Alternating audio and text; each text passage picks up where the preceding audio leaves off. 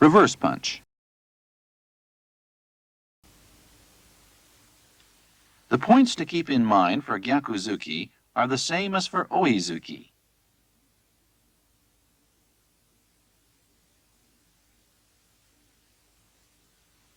This punch can be extremely powerful if the rotational power of the hips is effectively used.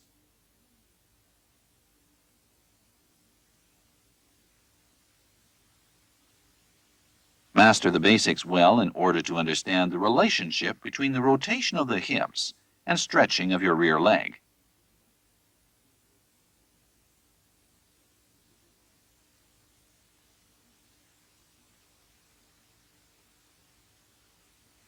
Ankle flexibility is very important.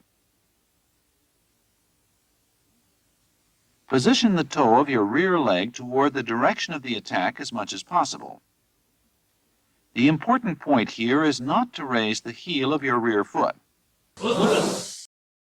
Execute GYAKU ZUKI from the changed stance. Notice the difference in the attacking distance. GYAKU ZUKI from Zenkutsu Dachi, standing with the front leg bent. Next, GYAKU ZUKI from Kokutsu Dachi, standing with rear leg bent. Next, you close the distance between your legs and using the power generated by bending your rear leg, execute GYAKU ZUKI. First, place your weight on your rear foot and shift your weight as you punch.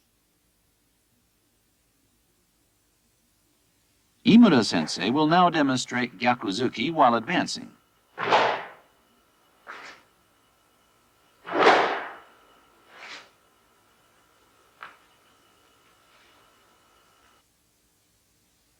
GYAKU ZUKI while advancing with tsugi-ashi, shuffling feet.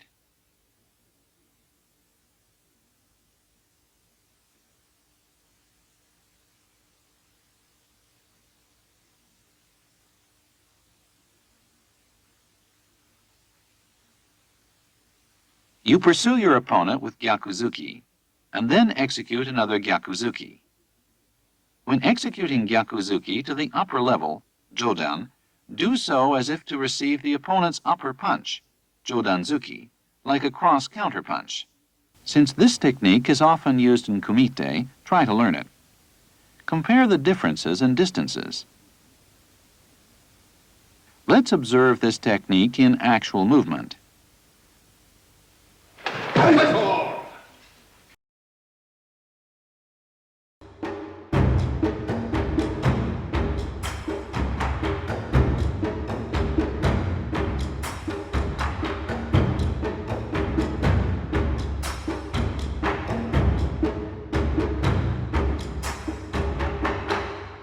This is GYAKU ZUKI with a feint. If you don't feint well, you will end up giving your opponent a sufficient mai to execute a counterattack as can be seen here.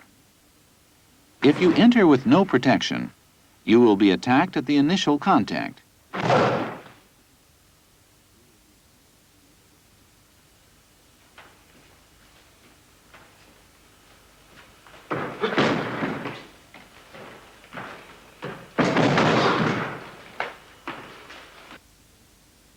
You enter with yosei ashi, trailing foot, while controlling your opponent's punch with your front hand. Notice that you adjust the distance with your rear leg.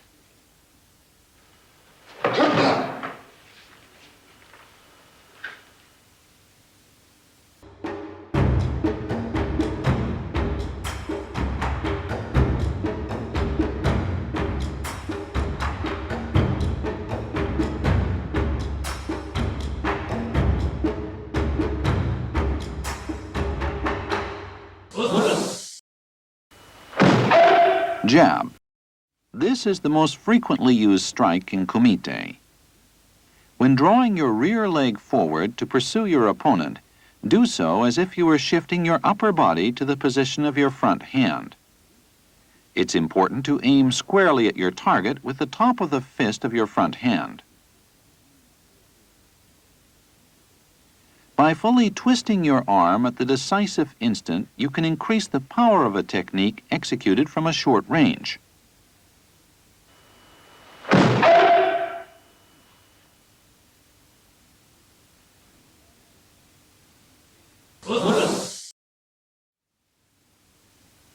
When practicing, aim to use this technique in a large motion with Kizami Zuki and GYAKU ZUKI, and master the attacking distance through the expansion and contraction of your body and the bend of your rear leg.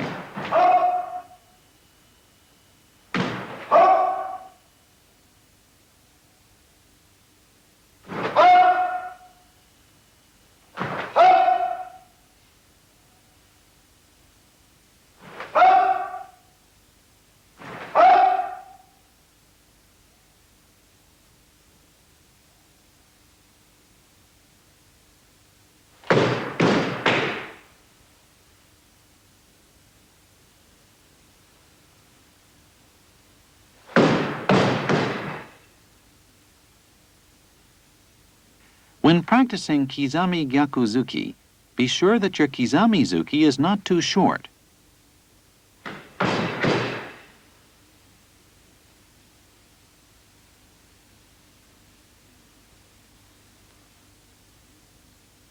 When executing a Kizami Zuki attack, you will commonly be attacked at the initial contact.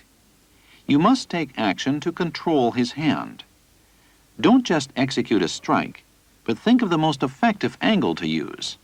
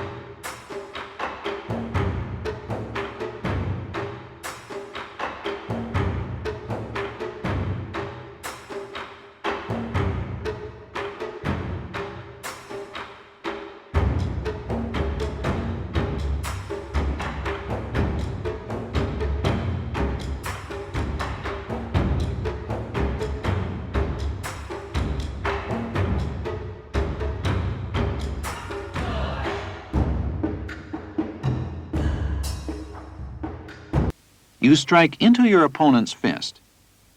If you do this, your opponent will try to avoid your fist instinctively, and you can execute an effective attack by taking advantage of this opening. You execute a strike as though controlling his elbow from the outside of his fist. You execute a strike from the inside of his fist as though throwing up your elbow.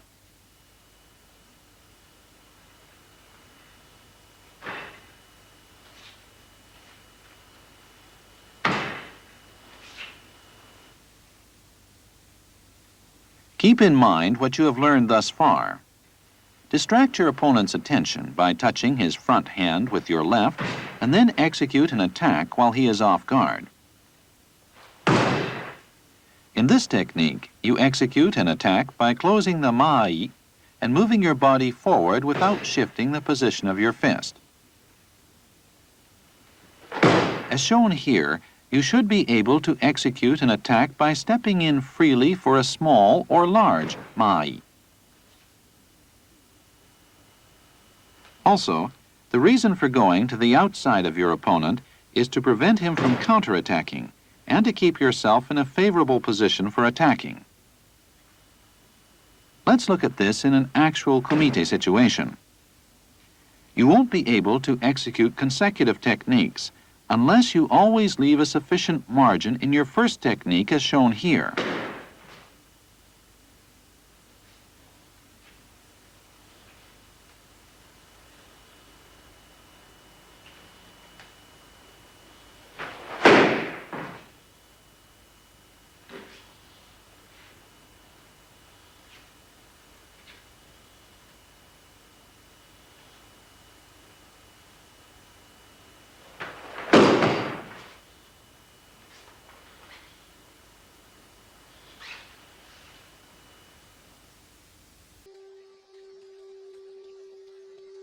一つ、人格完成に努むこと。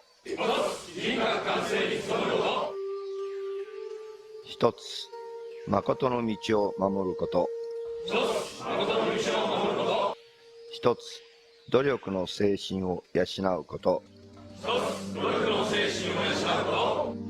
一つ、礼儀を重んずること。一つ、決起の勇を戒むること。